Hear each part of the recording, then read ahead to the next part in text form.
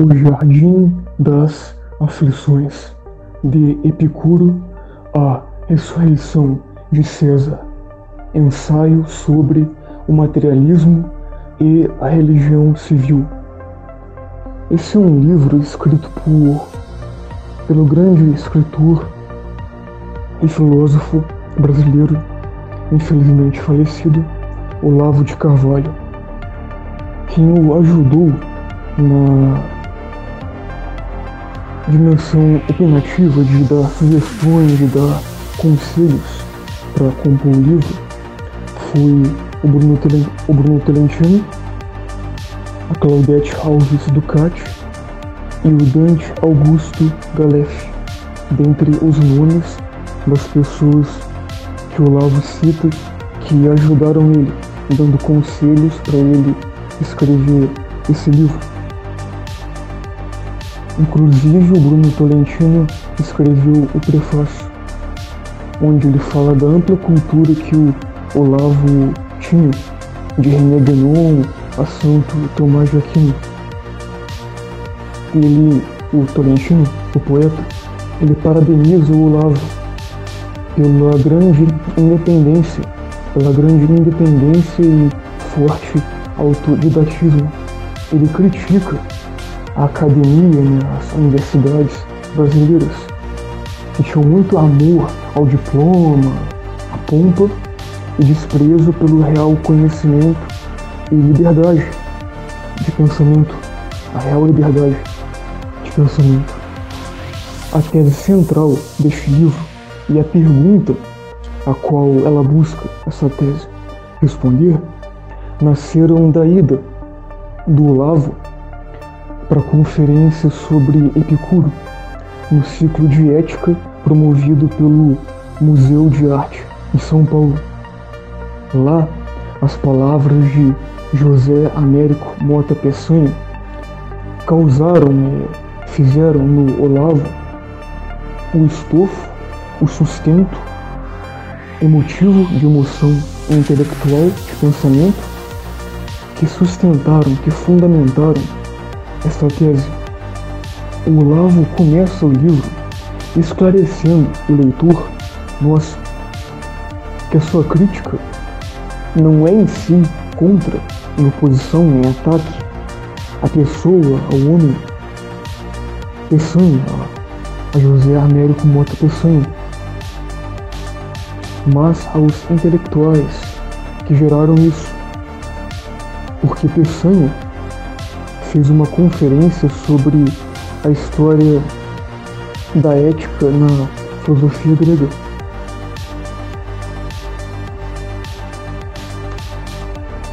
E também sobre isso na filosofia medieval, dando um foco errado, equivocado à Santa Inquisição, ao tribunal,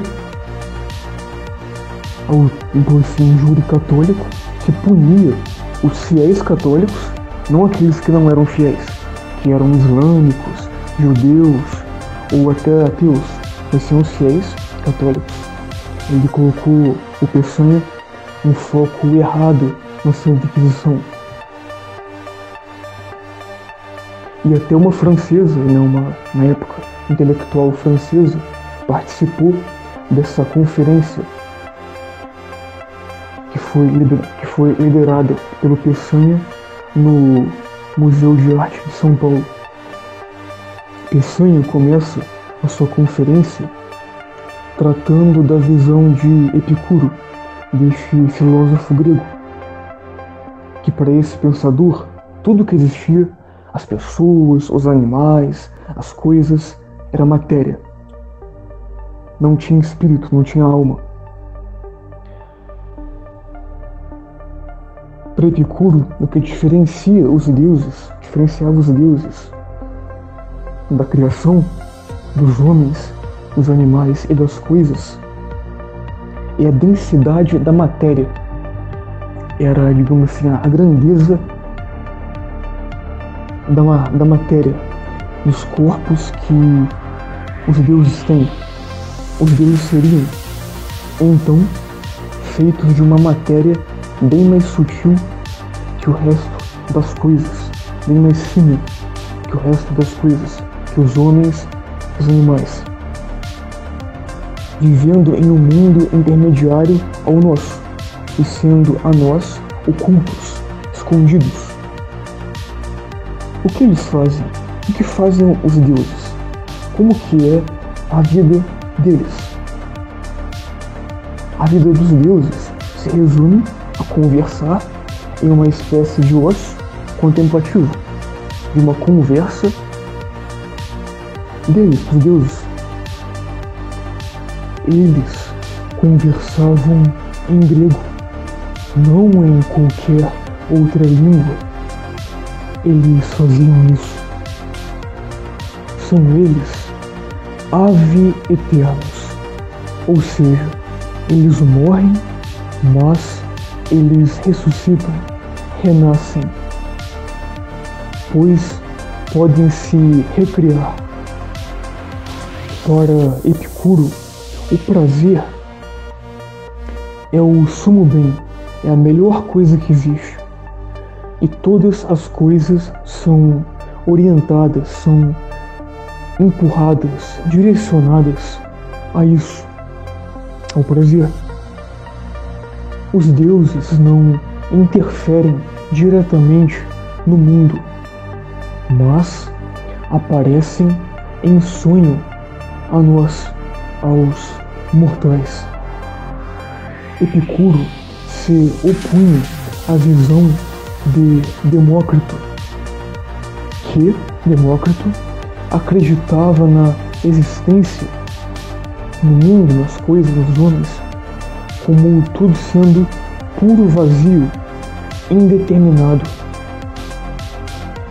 Ou seja, ele acreditava numa espécie de não existência, que era composto por átomos. E do choque deles viria uma criação e destruição de mundos e seres. Epicuro via nisso, nessa visão de Demócrito, falsidade, que agora seria para Epicuro uma visão falsa.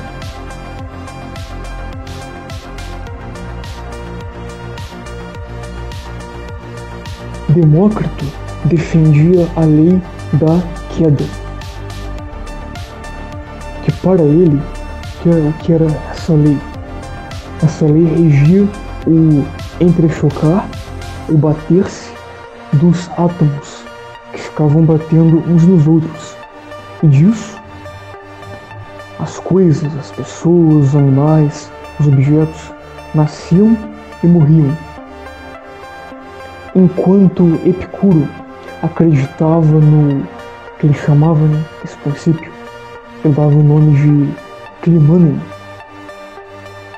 que era um princípio que direcionava os átomos a buscarem o prazer.